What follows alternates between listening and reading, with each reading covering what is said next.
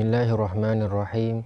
Alhamdulillahilladzi khalaqal mauta wal hayata liyabluwakum ayyukum ahsanu amala wa huwal azizul ghafur.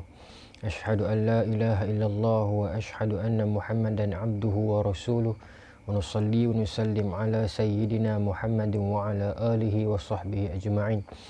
Radina billahi rabba wa bil islami dina wa bi Muhammadin nabiyya wa rasulah. Tuan-tuan, puan-puan, muslimin, muslimat yang dirahmati Allah, para penonton, Assalamualaikum warahmatullahi ta'ala wabarakatuh.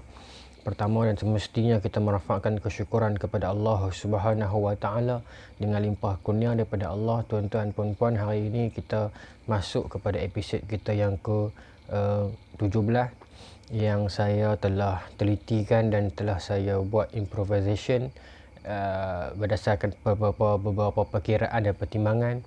Saya kira lebih sesuai hari ini kita jadikan episod ini sebagai episod yang akhir, di mana saya mengira baki hari kita sebelum menjelang Ramadan cuma tinggal dalam 4 episod lagi, tak sempat untuk kita habiskan kisah Sayyidina Osman dan Sayyidina Ali.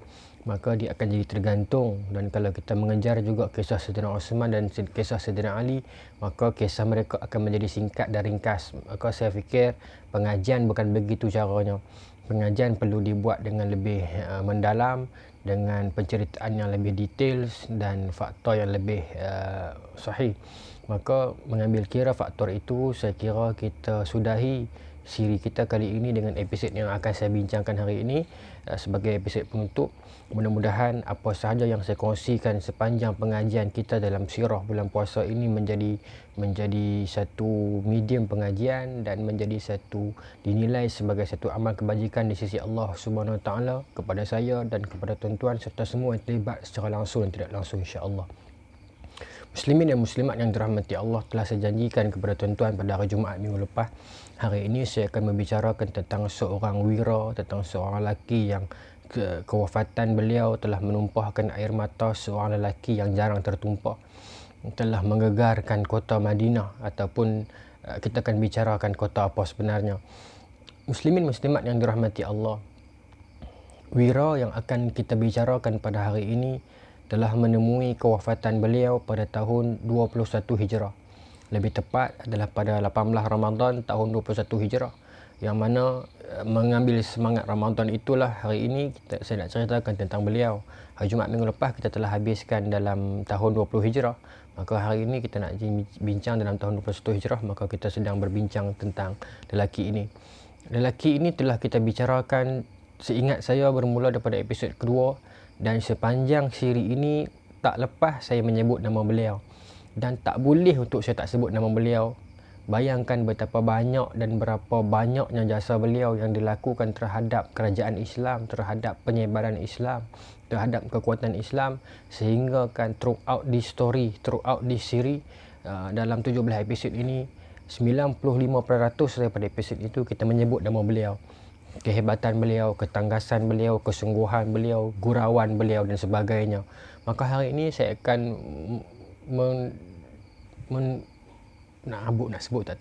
mengkhususkan ataupun macam tu kalau boleh saya sebut episod ini untuk beliau, untuk kita lah, mengenang lelaki ini, tokoh ini. Seperti mana yang saya baca pada komen-komen, sebenarnya episod ini saya record episod sebelum ini saya record sebelum Ramadan, tetapi episod yang akhir ini saya record pada dalam Ramadan. Maka saya sempat membaca komen, ramai yang memberi komen tentang, yalah tak apalah cuma alhamdulillah, terima kasih. Tuan-tuan, lelaki yang akan kita bicarakan pada petang ini menemui kewafatan pada tahun ini yang akan kita nak bincang hari ini, iaitu tahun 21 Hijrah, 18 Ramadan 21 Hijrah. Lelaki ini yang dikenali sebagai Khalid bin Al-Walid bin Al-Mughirah, panjang lagi nama dia bin Abdullah bin Amr bin Al-Makhzumi, anak kepada seorang lelaki yang bernama Mughirah, yang bernama Walid bin Mughirah. Walid bin Mughirah ini, tuan-tuan, kalau kita buka dalam kitab sirah, dia satu orang lelaki yang kaya, yang hebat, yang agung, yang beliau memiliki cita-cita untuk menjadi seorang rasul. Bermaksud Walid bin Mughirah ini dia seorang yang pandai, dia mengetahui juga lah tentang Rasul ini. Berbanding orang-orang jahiliah, orang Arab di Mekah yang tidak ambil tahu langsung tentang apa benda Rasul ini semua. Tetapi Walid bin Mughirah masa ni dia sudah ada kesedaran itu. Maka bayangkan kekayaan yang ada pada Walid bin Mughirah ini. Setiap tahun penduduk Mekah akan menukar kelambu Kaabah. Nak bagi tahu betapa kekayaan, betapa kayanya Walid bin Mughirah ini. Kalau tahun ini dia seorang sahaja yang spend dia punya duit untuk tukar kelambu Kaabah, the following year, tahun depan pula seluruh orang Mekah akan share duit untuk tukar kelambu Kaabah. Tahun selepas itu pula Walid bin Mughirah seorang pula.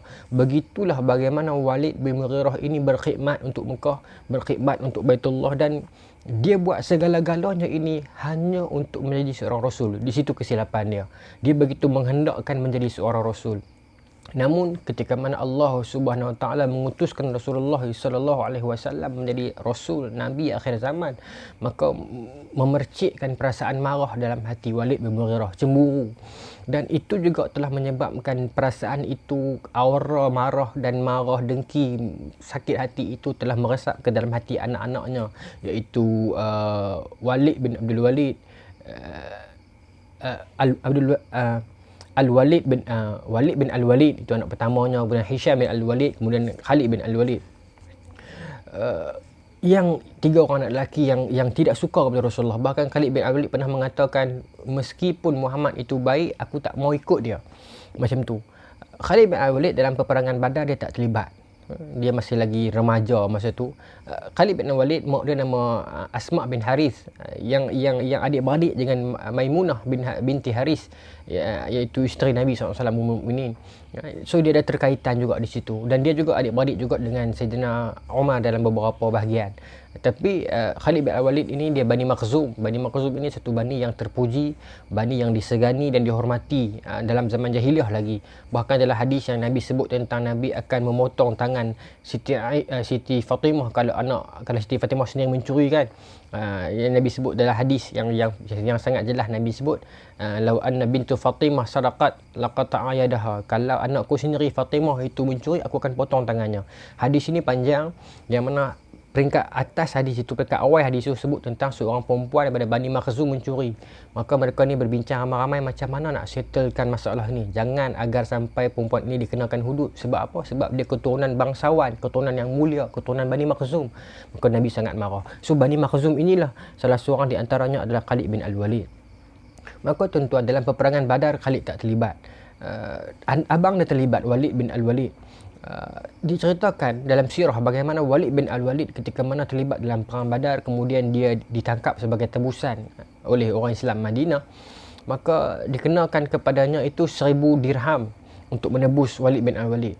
Maka kumpullah duit Khalid bin Al-Walid ini dengan abangnya Hisham dan juga Walid bin Mughirah. Bagi mereka mungkin 1000 dirham itu tidak ada masalah. Maka mereka pun pergilah ke Madinah untuk membebaskan abang mereka Walid bin Al-Walid. Bila sampai di Madinah, mereka membebaskan, membayar duit tersebut, tebusan, kemudian bawa balik abang mereka. Sampai saja Walid bin Al-Walid itu ke Mekah, maka merdeka dah dia selepas tertebus daripada orang Islam.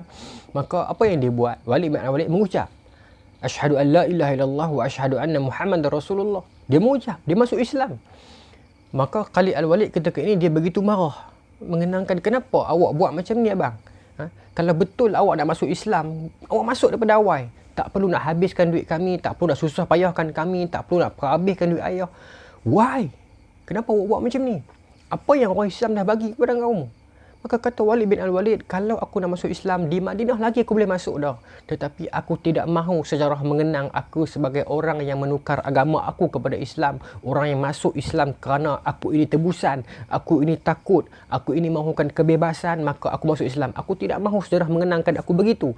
Kerana itu aku pilih untuk kamu datang membebaskan aku, dan bila mana aku telah menjadi lelaki yang merdeka, when I am a free man, bila aku telah merdeka dan dibebaskan, aku berhak memilih haluan aku sendiri, dan aku menyaksikan Islam adalah agama yang benar. Kerana apa? Ketika mana kami ditawan menjadi tebusan itu, para tentera Islam melayan kami dengan begitu baik. Meskipun tangan kami diikat, makanan kami disuap, Mereka tidak pernah menganiaya kami, tidak pernah memukul kami, tidak pernah mencarut ke atas kami, tidak pernah memaki hamun kami. Begitu hebat layanan mereka kepada kami. Bahkan aku tidak pernah melihat orang memuliakan orang lain seperti mana para sahabat Nabi memuliakan beliau, memuliakan baginda, memuliakan Rasulullah SAW. Maka aku merasakan itulah jalan yang terbaik. Maka aku pilih untuk terima Islam. Maka Walid bin Al-Walid kembali ke Madinah selepas dibebaskan oleh Khalid Al-Walid. Itu menambahkan lagi rasa dendam ke dalam hati Khalid bin Al-Walid. Kenapa jadi macam ni? Why Muhammad buat macam ni? Setelah ayah aku dinafikan haknya menjadi seorang Rasul, abang aku pula ikut dia. Apa yang ada pada lelaki ini? Khalid semakin dendam. Khalid bin Al-Walid, tuan-tuan, dalam peperangan Uhud, beliau menjadi wira kepada Quraisy Mekah. Dan kita perlu akui dalam peperangan tersebut, meskipun dilihat di sudut seri lah, di peringkat awal Islam menang, di peringkat second half kufar Quraisy menang, namun kelebihan berpihak kepada Quraisy ketika itu. Maka lelaki yang menjadi tonggak, man behind the scene, lelaki yang menjadi tonggak kemenangan Quraisy dalam perang Uhud adalah Khalid Al-Walid. Itu dia punya kemasukan pertamanya dalam peperangan, bahkan telah membawa kemenangan kepada orang Quraisy. Selepas itu dalam perjanjian Hudaibiyah, ketika mana Nabi SAW nak kembali ke Mekah, nak buat umrah, nak pergi ke Mekah itu, maka Khalid bin Al-Walid ditugaskan untuk membunuh Rasulullah SAW. Maka dan para askar. Maka dia datang usha escort daripada jauh kan. Bukan escort, usha daripada jauh, tengok nak cari ruang nak bunuh Nabi. Ketika itu Nabi solat dan Nabi mendapat isyarat itu, maka berlakulah solat khauf, solat dalam keadaan dalam medan peperangan, yang bila Nabi rokok, Nabi sujud, saf belakang masih berdiri dan sebagainya. Maka Khalid melihat ketika mana dia tarik anak panah dia merasakan tak boleh nak bunuh Muhammad ini. Pasal lelaki ini ada something, ada sesuatu pada dia. Terpancar rasa gerun dalam hati Khalid, terpancar rasa kagum melihat Nabi SAW. Maka dia rasa begitu, apa yang ada pada Muhammad ini? Tetapi dia cuba lawan perasaan itu dengan kebencian dia. Sedangkan Nabi tidak pernah memusuhi Khalid. Bahkan dia ceritakan dalam sirah bagaimana ketika mana Walid bin Al-Walid kembali ke Madinah menghadap Rasulullah SAW, Nabi tanya kepada Walid bin Al-Walid, adik kamu tak ikut ke? Khalid tak datang sekali ke? Khalid tak masuk Islam lagi ke? Tak bawa dia masuk ke? Begitu Nabi merindui Khalid bin Al-Walid. Bahkan Nabi pernah mengatakan kepada Walid bin Al-Walid, orang sebijak adik kamu, Khalid bin Al-Walid, dia pasti akan menerima Islam satu hari nanti. Doa Nabi SAW. Maka tuan-tuan, dalam perjanjian Hudaibiyah, dalam medan itu, Khalid merasakan tak boleh nak bunuh Muhammad. Kerana lelaki ini, kata Khalid bin Al-Walid, tidak boleh dibunuh dan dia akan menguasai kerajaan. Dia akan meruntuhkan kerajaan-kerajaan. Kata-kata itu terkeluar daripada mulut Khalid ketika mana dia balik ke Mekah, dan geng-geng penguasa Mekah macam Abu Sufyan semua ni tanya Khalid masa tu, why Khalid awak tak bunuh Muhammad dalam kesempatan ruang yang ada pada masa itu? Kenapa awak tidak lepaskan anak panah awak? Maka kata Khalid bin Al-Walid, percayalah, lelaki ini tidak boleh dibunuh. Lelaki ini akan menguasai dan meruntuhkan kerajaan-kerajaan. Perkataan itu, kalimah itu keluar slip of the tongue daripada Khalid. Mungkin itu adalah cahaya pancaran hidayah pertama yang sampai ke hatinya. Maka sejak daripada peristiwa itu, dia merasakan hatinya berbolak-balik. Dia merasakan, kenapa aku perlu membenci Muhammad sedangkan dia tidak pernah menyakiti aku dan sebagainya. Kenapa aku perlu geram dekat Muhammad sedangkan dia tidak pernah membenci ayah, tidak pernah menyakiti ayahku dan sebagainya. Hanya kami saja duk benci dekat dia. Dia tidak pernah buat apa-apa pun. Khalid mula rasa tak sedap. Maka diceritakan dalam sirah, saya cerita rujukan saya adalah Al-Isabah fi Tamyiz Al-Sahabah, kemudian Syiar A'lamun Nubala, kemudian Bidayah wa Nihayah Ibnu Katsir, kemudian Ar-Rijal Hawla Rasulullah SAW, dan beberapa rujukan yang lain. Itu rujukan saya.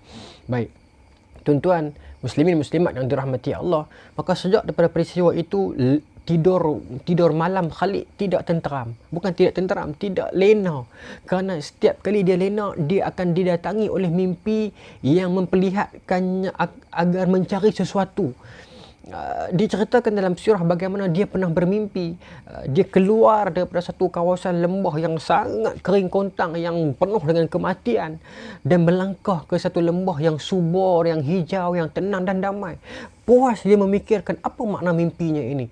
Sampailah dia meluahkan mimpinya tersebut kepada beberapa orang sahabatnya, termasuklah Osman bin Talha, Ikrimah bin Abu Jahal, menceritakan apa yang dimimpi ini. Maka ketika itu Ikrimah akhirnya masuk Islam. Tapi ketika itu Ikrimah merasakan, kenapa Khalid hang cerita macam ni? Sebab Khalid kata kepada kawan-kawan baik dia ni, aku rasa Muhammad itu betul. Aku rasa agama yang dia bawa itu betul. Aku merasakan Muhammad itu benar. Jadi aku pilih untuk sokong dia. Apa pendapat kamu? Maka ketika itu kawan-kawan dia tak setuju. Ikrimah masa tu Abu Jahal, ayah dia mati dalam medan Badar, dibunuh oleh orang Islam. Maka why Khalid you cakap macam ni kan? Maka Khalid kata tak apalah, lupakan.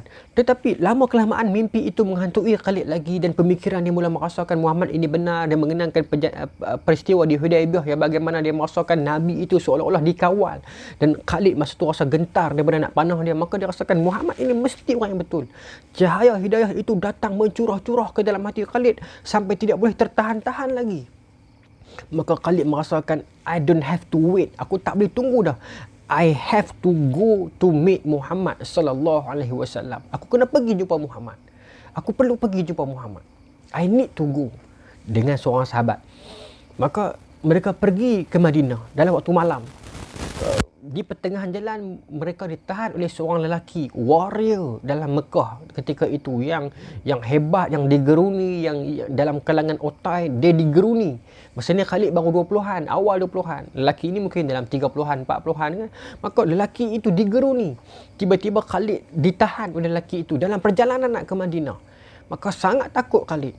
Maka bila lelaki ini bertanya kepada Khalid dan sahabatnya, ke mana kamu nak pergi? Ila aina tadhhaba? Bila ke mana kamu berdua nak pergi? Maka kata sahabat yang pertama ni, kami just nak round macam tu saja, just nak tukar, nak takut dibunuh oleh lelaki itu. Tetapi Khalid dengan beraninya mengatakan kepada lelaki tersebut, kami nak pergi Madinah, nak jumpa Muhammad, dan kami nak beriman kepadanya dan nak jadi pengikutnya. Begitu berani. By hook or by crook, dia tak peduli kalau dia perlu berhadapan dengan pakcik ini, kalau dia perlu berhadapan dengan warrior ini, demi mempertahankan kebenaran, demi merebut Islam akan meresap ke dalam hatinya, dia rela. Maka jawab lelaki ini, adakah engkau pergi jumpa Muhammad nak bunuh dia ataupun nak ikut dia? Kata Khalid, nak ikut dia. Kalau begitu, jom kita pergi sekali. Rupanya lelaki itu pun dalam diam-diam dalam perjalanan nak pergi jumpa Rasulullah, nak masuk Islam. Siapa lelaki itu? Amru bin Al-As. Kita dah cerita sebelum ini. Tuan-tuan, maka teruslah perjalanan mereka sampai ke Madinah. Selepas tadi, apa lagi yang membuatkan Khalid hatinya begitu membuak-buak nak masuk Islam? Surat daripada abang dia, Walid bin Al-Walid, menghantar kepada Khalid di Mekah, bagi tahu, wahai Khalid, Nabi Muhammad Rasulullah sering memuji kamu, sering bertanya khabar kamu. Maka menyebabkan Khalid merasakan, kenapa Muhammad begitu inginkan aku, begitu sayangkan aku, begitu rindukan aku, sedangkan aku membencinya. Ini antara uslub dakwah yang Nabi buat, yang kita hari ini orang Islam kena turut dan ikut sunnah Nabi ini. Menyantuni orang walaupun dia belum Islam. Kerana kita melihat setiap orang yang belum Islam itu sebagai potential Muslim, not as enemy of Muslim. Itu kaedahnya, itu uslubnya. Setiap orang yang bukan Islam itu bukan Islam, tetapi belum Islam. Maka tuan-tuan, Khalid bin Al-Walid, Amru bin Al-As menuruti jalan pada waktu malam menuju ke Madinah. Sampai saja di sempadan Madinah, Khalid sekali lagi dia dikejutkan bila melihat abangnya Walid bin Al-Walid sedang menunggu di sempadan. Terkejut Khalid. Abangnya menantikan seolah-olah telah tahu yang Khalid akan sampai. Maka bila Khalid sampai ke Madinah, abang dia menangis dan memeluknya, mengatakan, benar kata Nabi sallallahu alaihi wasallam, Rasulullah sallallahu alaihi wasallam telah memberitahukan kepada aku tadi yang engkau akan datang, wahai Khalid. Yang engkau akan sampai hari ini, wahai Khalid. Terkejut lagi Khalid bin Al-Walid. Maka tuan-tuan, Khalid masuk menghadap Nabi,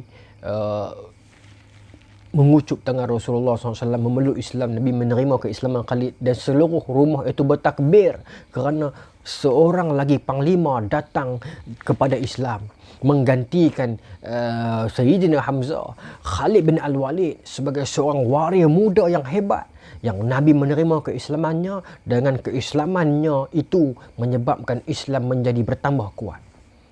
Tak menunggu lama tuan-tuan, selang beberapa bulan saja selepas keislaman Khalid bin Al-Walid, berlaku perang Mu'tah, yang mana ketika itu mengorbankan Zaid bin Harisah, mengorbankan Ja'far bin Abi Talib, mengorbankan Abdullah bin Rawaha.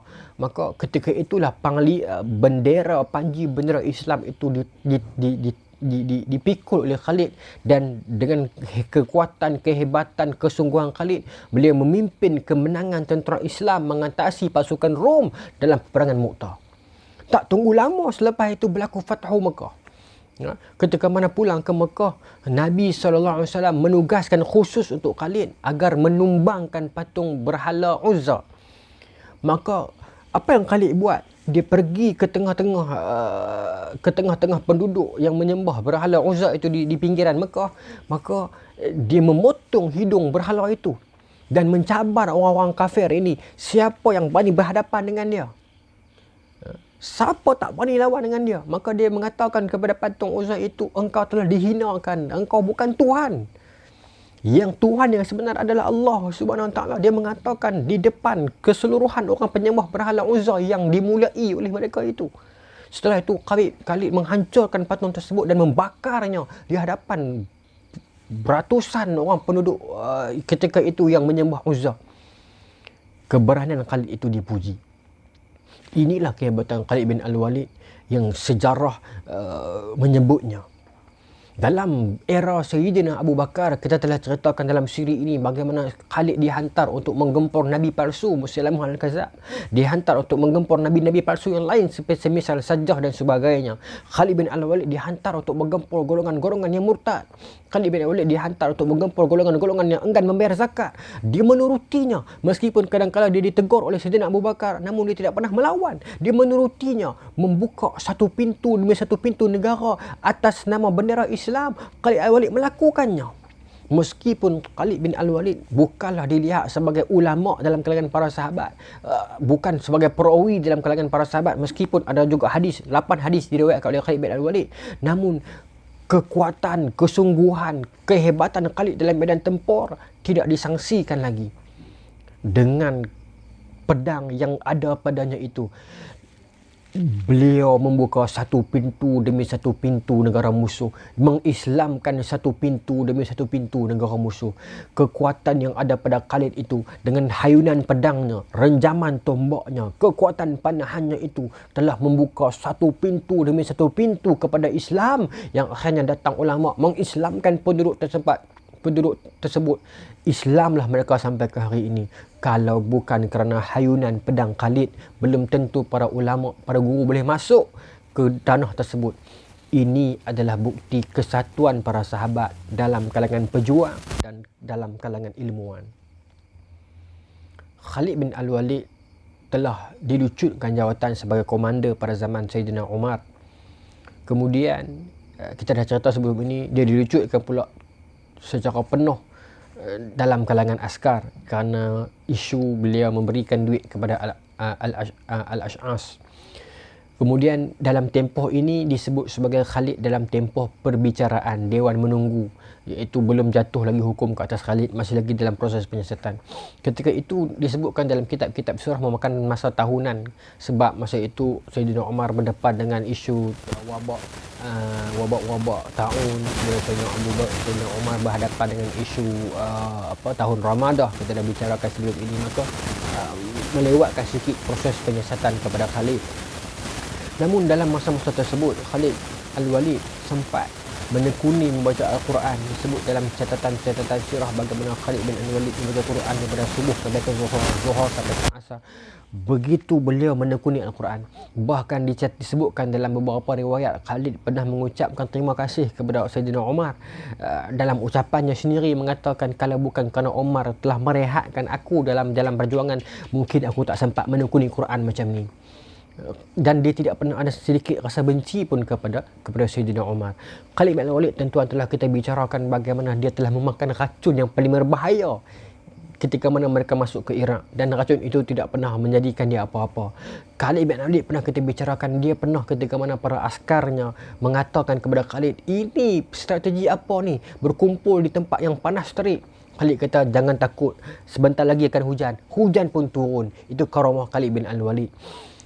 Kita membincangkan kehebatan beliau. Kita membincangkan tentang Khalid yang menggempur ketika mana masuk ke Damsyik, masuk ke tembok atas sampai tahap hari ini terpecah dua, sebelah gereja, sebelahnya masjid, angkara tangan Khalid yang begitu berani. Khalid bin Al-Walid tidak begitu mesra dengan Sayyidina Umar, namun demi Allah, kedua-dua mereka itu hati mereka bersatu lebih rapat dan lebih baik, lebih suci dan lebih murni berbanding kita dengan sahabat yang paling karib dengan kita. Meskipun kedua-dua mereka itu tidak ngam, tetapi kalau dibandingkan hati keduanya, dibandingkan dengan hati kita dengan sahabat yang paling karib dengan kita, nescaya hati mereka lebih bersih dalam hubungan antara keduanya. Itu kehebatan para sahabat Nabi SAW. Allah Ta'ala sebut sahabat-sahabat Nabi itu Muhammadur Rasulullah walladzina ma'ahu asyidda'u 'alal kuffar ruhama'u bainahum, berkasih sayang sesama mereka. Muslimin muslimat yang dirahmati Allah, sejarah membicarakan bagaimana kita telah sebutkan sebelum ini Khalid mengislamkan Panglima George, Panglima Georgia dalam peperangan dengan Rom, mengislamkan di tengah medan tempur. Khalid menangisi kepergian Sayyidina Abu Bakar. Khalid tidak pernah cemburu dan dengki terhadap Abu Ubaidah Al-Jarrah yang menggantikan tempatnya sebagai komander, bahkan membantu beliau lagi. Ini adalah Khalid bin Al-Walid yang kadang-kadang kita mungkin menganggap beliau hanya pahlawan biasa, namun beliau ialah sahabat yang luar biasa.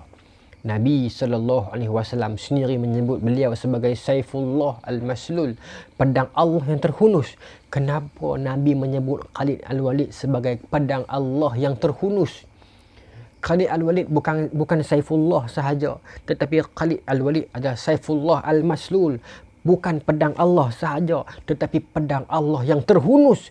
Bermaksud pedang itu tidak pernah tersimpan, pedang itu tidak pernah tersarung, pedang itu terhunus dan terus terhunus hingga kan pedang itu ditanam ke tanah pada tanggal 18 Ramadan 21 Hijrah, yang mana peristiwa itu akan kita bicarakan hari ini. Muslimin muslimat yang dirahmati Allah, Khalid bin Al-Walid dengan Sayyidina Umar disebutkan dalam tarikh Dimash, mereka berdua ketika mana mereka kecil, tetapi Sayyidina Umar lebih remaja berbanding Khalid. Mereka pernah bergusti. Khalid lebih kecil, Umar lebih remaja, dewasa. Khalid pernah mengalahkan Sayyidina Umar dalam perkelahian itu, meskipun Khalid masih kecil, dan diceritakan Khalid melukakan betis Sayyidina Umar. Maka itu menyebabkan Sayyidina Umar merasa geram dekat Khalid. Itu yang dirakamkan dalam tarikh Dimash, dan direkodkan juga, dinukilkan juga dalam Bidayah wa Nihayah. Tapi wallahu taala alam lah. Saya sekadar ceritakan dia punya riwayat. Benar tak benar itu tuan-tuan siasat lagi lah. Tapi direkodkan dalam kitab-kitab sirah. Seperti mana yang telah saya sebutkan dalam episod 16 sebelum ini, ada metodologi yang berbeza, ada manhaj yang berbeza dalam kalangan para ahli sirah, mu'arikhin, dengan para ahli hadis, muhaddisin. Muslimin muslimat yang dirahmati Allah, Khalid bin Al-Walid ketika mana dalam tempoh perhatian, dalam tempoh menunggu keputusan perbicaraan, beliau namakan tahun tersebut sebagai tahun-tahun wanita kerana beliau tidak dapat turun ke medan pertempuran, menunggu di rumah, melakukan amal ibadat dan sebagainya. Pada tahun 20 Hijrah, ketika mana kewafatan Ubay bin Ka'ab, kewafatan Safwan bin Mu'attal, kewafatan Bilal bin Rabah, Khalid mula merasakan sakit. Ada yang mengatakan kerana sakitnya Khalid itu kerana penderitaan beliau begitu rindukan medan jihad. Kata Khalid, tidak lebih aku rindukan malam-malam aku ini, kalau dibandingkan dengan malam pengantin, aku lebih rindukan malam-malam aku ini tidur di tengah-tengah padang pasir dalam kemah para tentera yang akan esok paginya kami bertempur dengan para musuh. Khalid lebih rindukan begitu.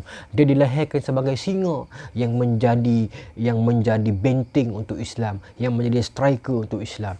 Ngaumannya saja sudah cukup untuk menggetar dan mematikan hati musuh. Muslimin dan muslimat yang dirahmati Allah, disebutkan dalam Bidayah wa Nihayah bagaimana Khalid bin Al-Walid ketika mana dia sakit, ada seorang sahabat melintasi dia, ataupun seorang lelaki melintasi dia, saya tak sure sahabat ataupun tabi'in, melintasi beliau dengan membawa satu bekas khamar, arak. Maka Khalid bertanyakan kepada lelaki itu, apa yang ada dalam bekas kamu itu? Maka jawab lelaki itu, arak, khamar. Maka Khalid kata, bahkan ia adalah madu. Lelaki ni mungkin fikir masa tu Khalid mungkin dia sakit, dia tak dengar apa aku cakap, aku sebut arak, dia ingat madu. Tak apalah, lelaki itu pun berlalu sampai kepada para sahabatnya, dia buka bekas tersebut, dan bekas tersebut, apa yang ada dalam bekas tersebut adalah madu, bukannya arak. Maka lelaki tersebut mengangkat tangan dan mengatakan, air ini terkena karamah Khalid, air ini terkena sumpahan Khalid, air ini terkena doa Khalid. Bertukar air itu menjadi madu. Seperti mana kata-kata Khalid berjaya menukarkan daripada arak menjadi madu, begitulah hentakan kaki Khalid, hayunan tangan Khalid berjaya menukarkan tanah-tanah kufar menjadi tanah-tanah muslimin. Subhanallah. Muslimin muslimat yang dirahmati Allah sekalian, Khalid makin sakit, dia makin gering. Para sahabat, para tabi'in menziarahi beliau. Ada dua pendapat tentang kematian Khalid. Yang pertama mengatakan Khalid bin Walid wafat di Homs, di Syria, di Syam. Pendapat yang kedua mengatakan Khalid bin Walid wafat di Madinah. Kalau menurut Ibnu Katsir, pendapat yang pertama lebih kuat. Namun pendapat yang kedua juga datang dengan beberapa bukti. Namun jaluran riwayat itu tidak begitu kuat kerana ada beberapa lelaki perawi dalam itu yang kurang diyakini kesihahan mereka.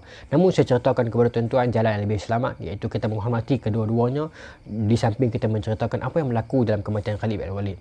Sebelum Khalid bin Walid dijemput oleh ajal, ibadat beliau semakin kuat, bacaan Quran beliau semakin banyak, pergantungan beliau kepada Allah semakin melekat, dan orang makin ramai melawat Khalid. Ketika itu seorang warrior, seorang panglima, tuan-tuan bayangkan, sebujur badan Khalid bin Al-Walid pernah meruntuhkan dua empayar besar, Rom dan Parsi. Lelaki segagah ini sedang berbaring di katil dalam keadaan tidak bermaya, dan dia ziarahi oleh para sahabat dan tabi'in. Ketika mana datang para penziarah menziarahi Khalid dalam keadaan uzur, maka Khalid menjadi sedikit malu.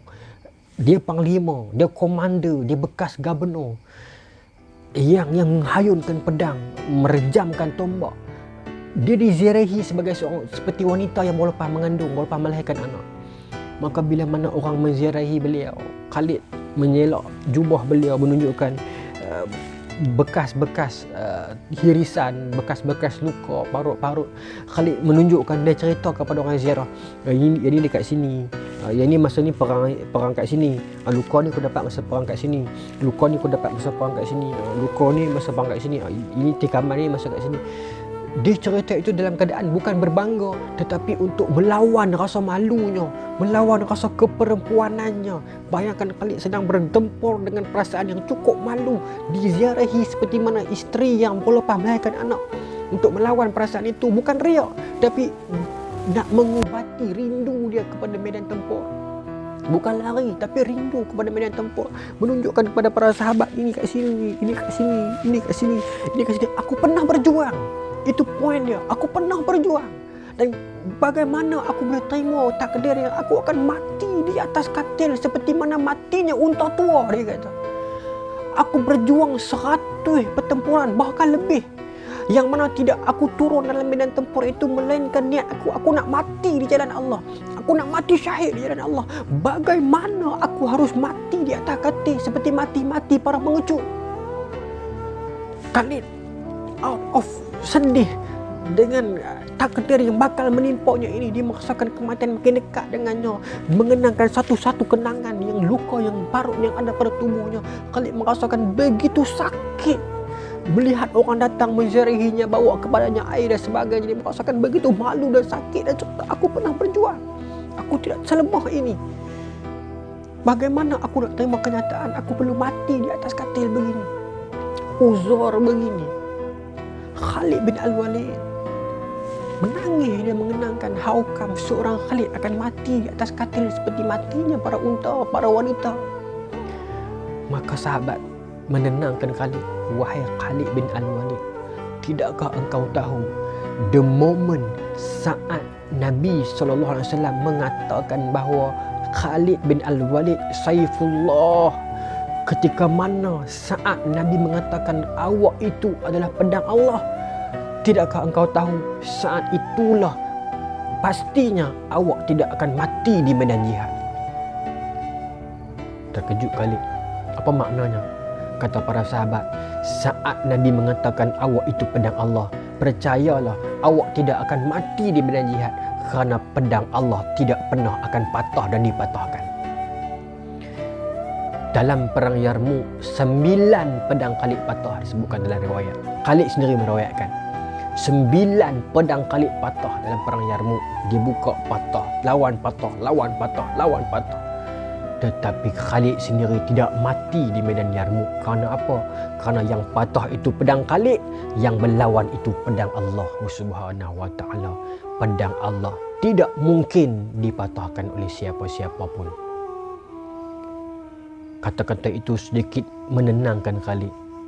Dan Khalid menceritakan tentang Sayyidina Umar yang mana dia tidak pernah berdendam kepada Sayyidina Umar dengan membuang beliau, memecat beliau. Kerana kalau tidak dipecatnya itu, mungkin dia tidak ada banyak masa untuk melazimi Quran seperti mana yang dia buat tahun-tahun akhir menjelang kewafatan beliau. Tidak pernah ada seinci pun kebencian dalam hatinya terhadap Sayyidina Umar. Khalid Al-Walid memberitahukan kepada para keluarganya, menginfakkan harta-hartanya.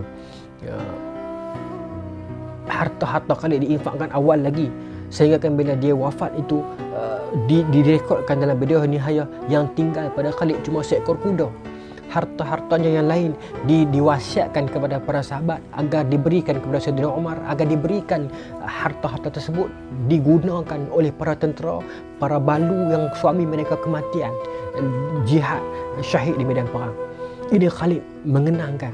Sebelum Khalid bin Al-Walid menghembuskan nafasnya yang terakhir, Khalid bin Al-Walid mengatakan sebelum menghembuskan nafasnya yang terakhir, Khalid bin Al-Walid mengatakan, aku tidak mengharapkan apa lagi kali ini melainkan kalimah La ilaha illallah sebagai penyelamat aku.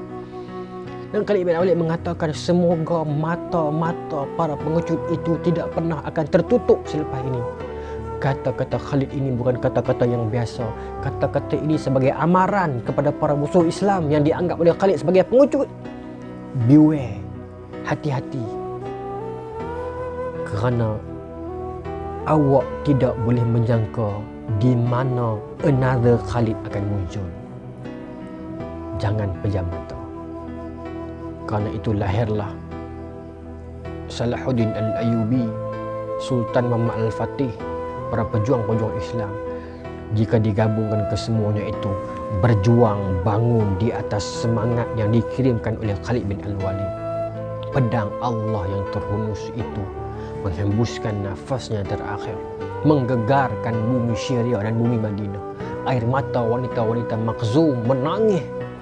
Sayyidina Umar ketika mana mendengarkan berita perkabaran meninggalnya Khalid bin Al-Walid, menumpahkan air matanya dan mengatakan, Abu Bakar a'lamun nas minni.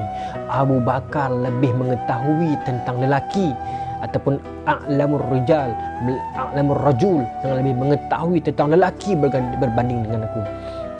Kenapa? Kerana bila mana Khalid bin Walid meninggal dunia, orang lihat hartanya tidak ada melainkan seekor kuda dan senjatanya. Harta-harta yang lain diserahkan kepada kerajaan agar dibantu tentera-tentera di medan tempur yang lain. Khalid, panglima yang besar yang menumpaskan 2 kerajaan yang agung, tidak meninggalkan harta melainkan senjata dan seekor kuda.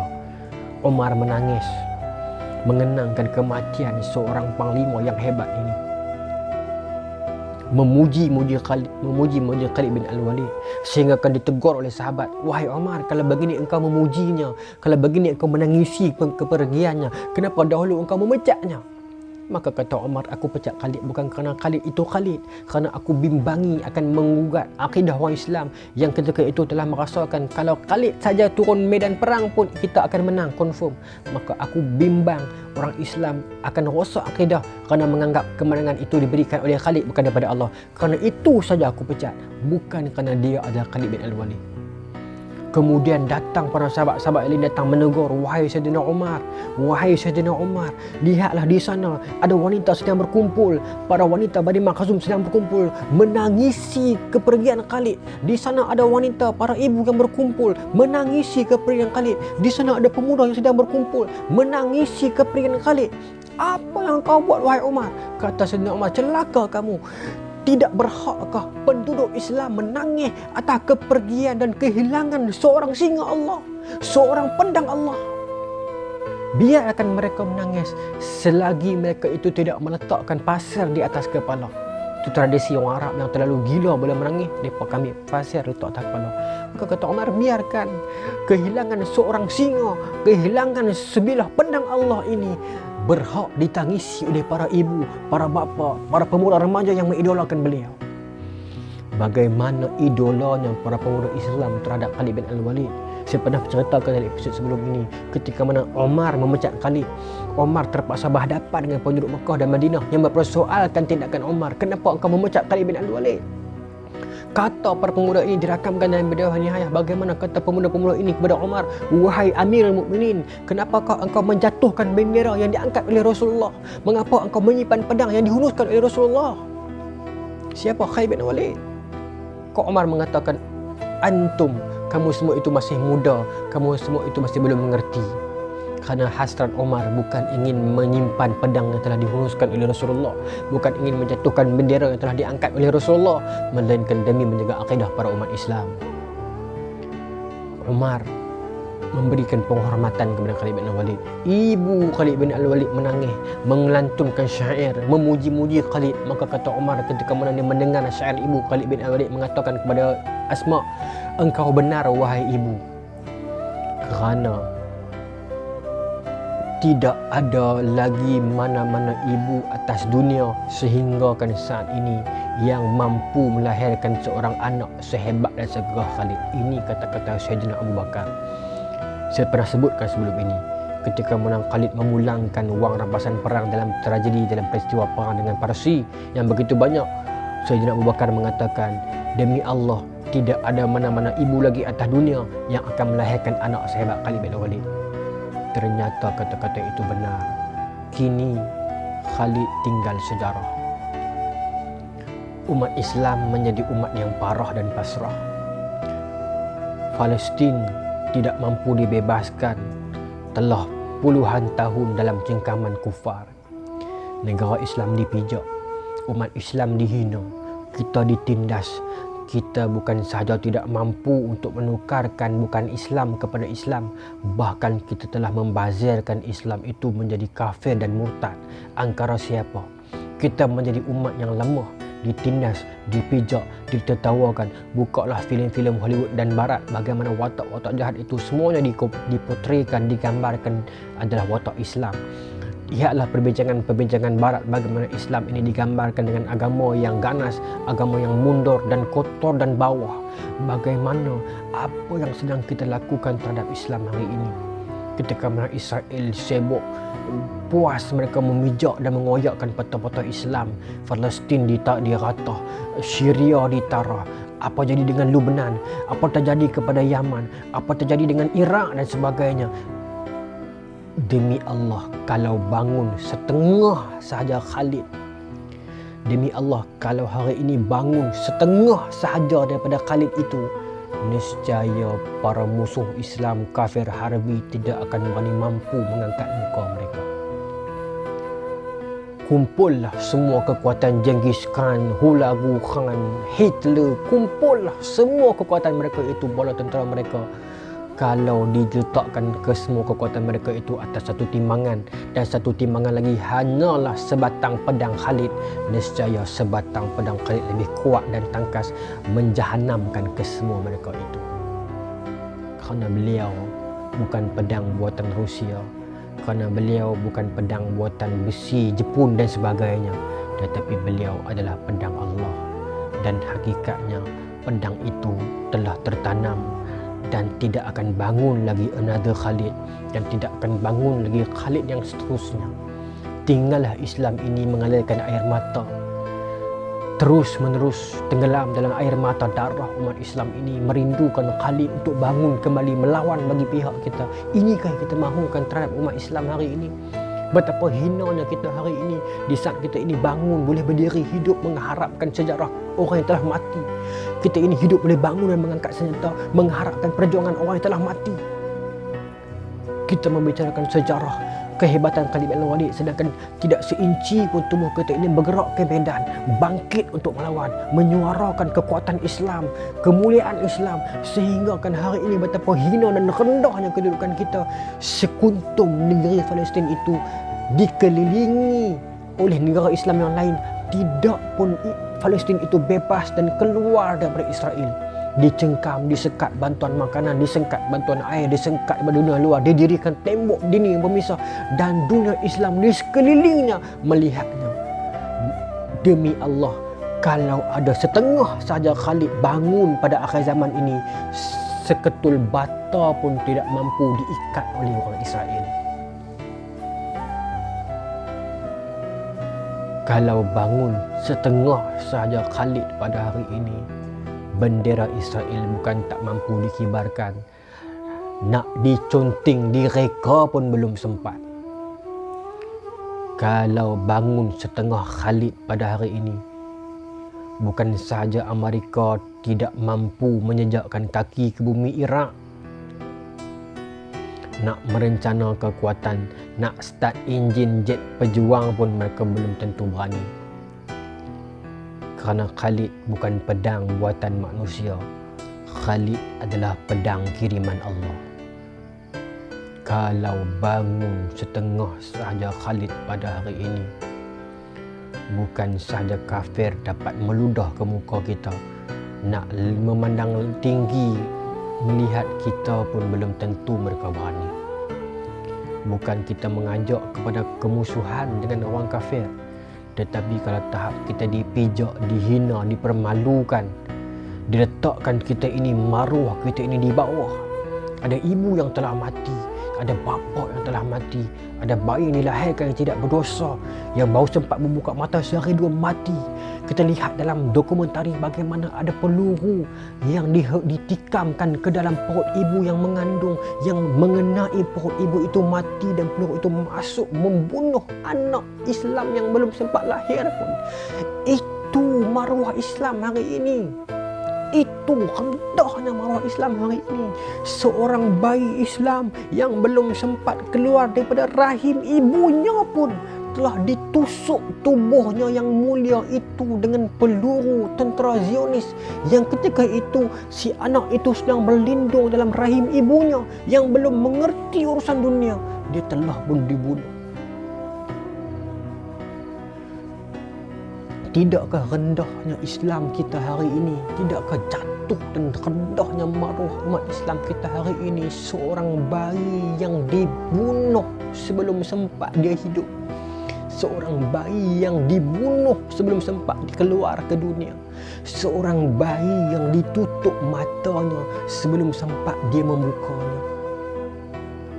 Inikah yang kita wariskan daripada perjuangan Khalid bin Al-Walid? Kita mendabik dada mengatakan kita rindukan dan agungkan Khalid bin Al-Walid, namun tidak seinci pun perjuangan dan keberaniannya itu kita turuti.